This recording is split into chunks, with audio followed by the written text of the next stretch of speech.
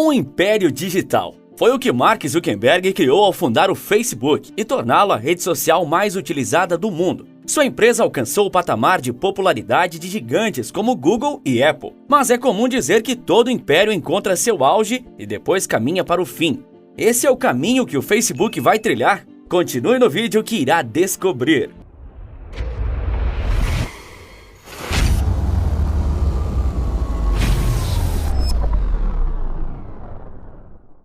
A virada de ano de 1999 para 2000 não marcou só o fim e o início de um século e um milênio. Marcou também o início da grande era da internet, que existia há muitos anos, mas que dali em diante estava perto de revolucionar verdadeiramente o mundo e toda a sociedade. Não foi do dia para a noite e nem foi da forma como a gente utiliza a internet exatamente como usamos hoje em dia.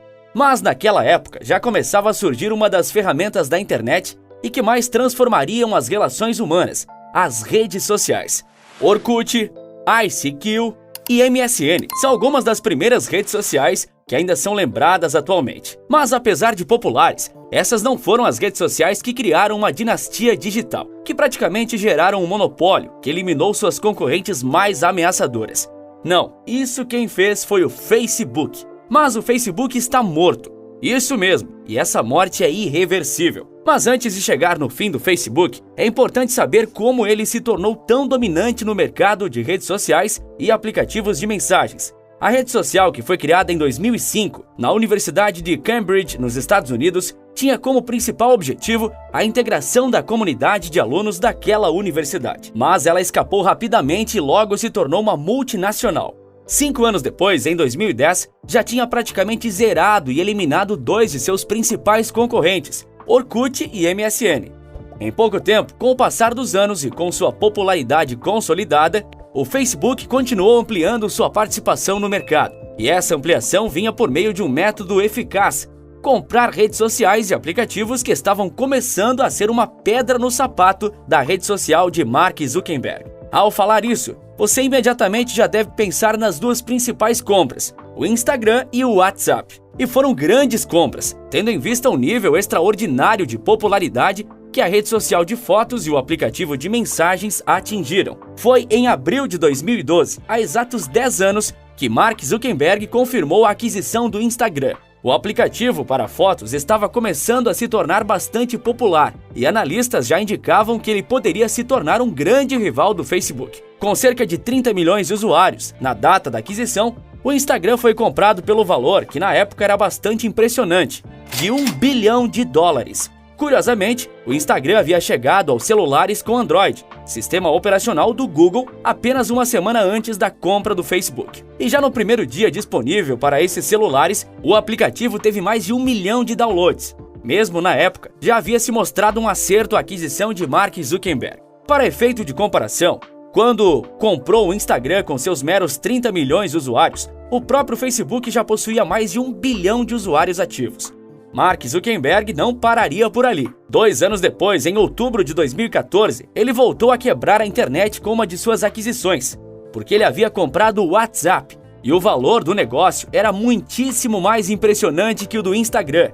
O bilionário norte-americano pagou $22 bilhões pelo WhatsApp. O aplicativo de mensagens já possuía mais de 600 milhões de usuários ativos no momento da compra. E aqui entra um pequeno e importante detalhe. Em 2014, o WhatsApp não dava lucro, o que tornou o valor do negócio ainda mais surreal. Porém, era um negócio lógico para o Facebook, que sempre teve como grande força para atrair investimentos e anúncios o fato de conseguir determinar o perfil de potenciais clientes. Com o WhatsApp, isso se tornou mais simples.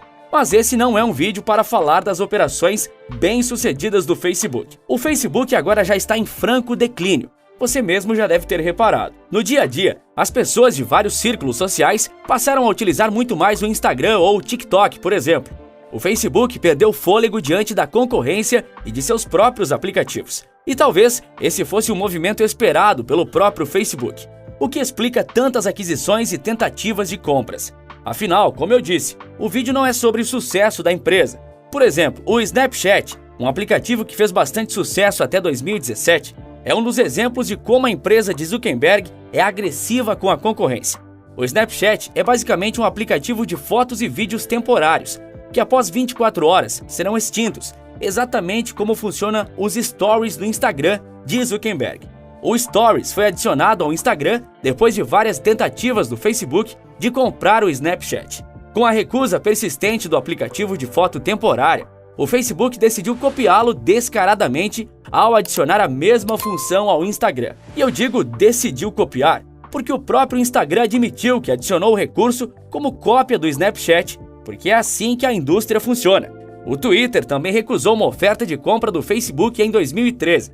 Atualmente, a rede social do passarinho azul tem como maior acionista um outro bilionário, Elon Musk, como você pode conferir no vídeo que está aparecendo agora no card. Os fracassos do Facebook estão começando a se acumular. O Facebook é a rede social mais utilizada do mundo ainda, mas isso não impediu que ele perdesse mais de 1 milhão de usuários ativos somente no fim do ano passado. O Facebook tem 2 bilhões de usuários ativos, menos 1 milhão não faz diferença para eles. Mas, na verdade, faz sim. Talvez a maior concentração de usuários do Facebook seja de uma faixa que chegou ao Facebook mais tarde, pessoas acima de 35, 40 anos.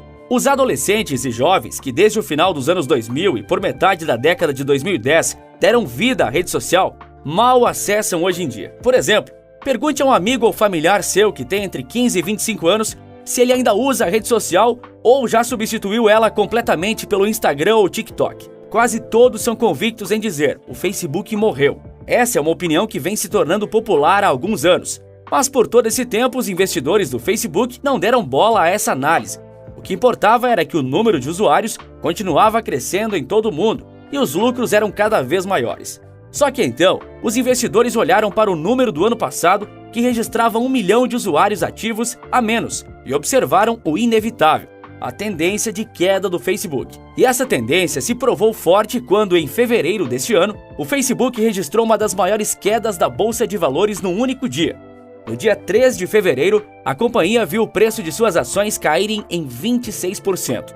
Isso foi o equivalente a uma queda impressionante de 250 bilhões de dólares. Contudo, grandes quedas no mercado de ações nem sempre significam lucros menores ou até mesmo prejuízos.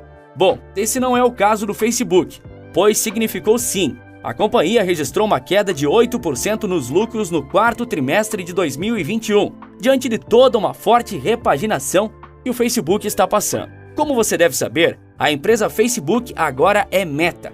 Numa tentativa de dissociar a imagem da rede social da empresa, Mark Zuckerberg decidiu mudar o nome da companhia para a Meta. Mas por que ele fez isso? São vários os fatores. E esses fatores também explicam a decadência do Facebook e o seu fim. O Facebook comprou o WhatsApp, acima de tudo, para evitar um potencial concorrente, igual fez com o Instagram, mas também para adquirir mais dados e informações dos usuários.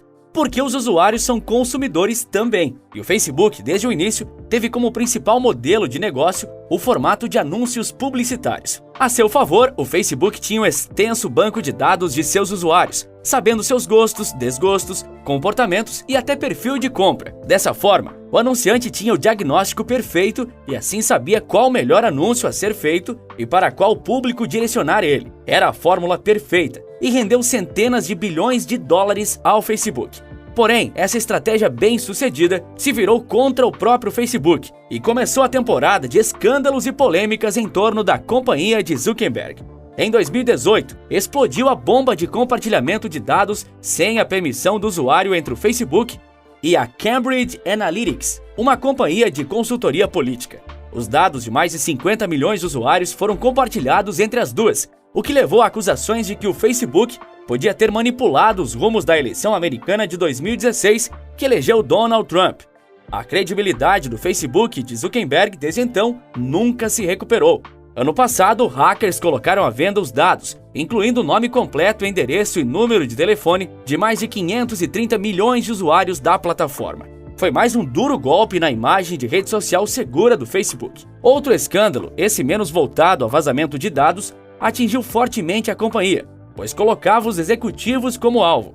Esse caso ficou conhecido como Facebook Papers, onde documentos revelavam que a direção da empresa, incluindo Mark Zuckerberg, sabiam da utilização do Facebook com fins negativos e criminosos, como disseminação de ódio, notícias falsas, tráfico humano e de drogas. Também foi revelado que o Facebook tinha ciência que o Instagram é prejudicial à saúde mental de crianças e adolescentes. O Facebook, sempre que possível, nega que isso aconteça. Nos dois casos, a direção do Facebook decidiu não atuar para coibir nem contra os crimes, nem contra os potenciais efeitos danosos aos adolescentes.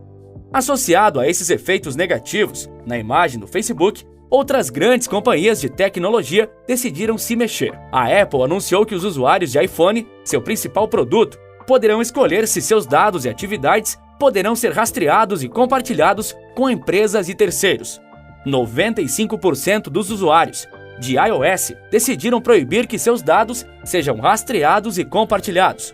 O Google, dono do Android, decidiu seguir a mesma linha da Apple e está trabalhando para lançar a mesma funcionalidade nos celulares com seu sistema operacional, que é o mais utilizado no planeta.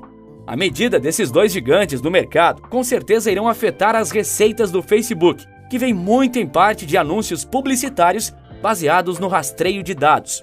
Algo curioso é que o Google também é bem conhecido por utilizar e compartilhar dados dos usuários. Com todos esses escândalos e polêmicas, a imagem do Facebook foi manchada e é muito difícil de ser limpa. Por isso, a companhia mudou o nome para Meta, tentando voltar a ter credibilidade do mercado e dos usuários, além de mostrar que está focada para o futuro em construir o metaverso, uma realidade virtual com o intuito de ser o mais real possível, como um mundo paralelo. Porém, até aqui, nem mesmo com um mundo paralelo, os investidores e os consumidores parecem estar interessados no metaverso.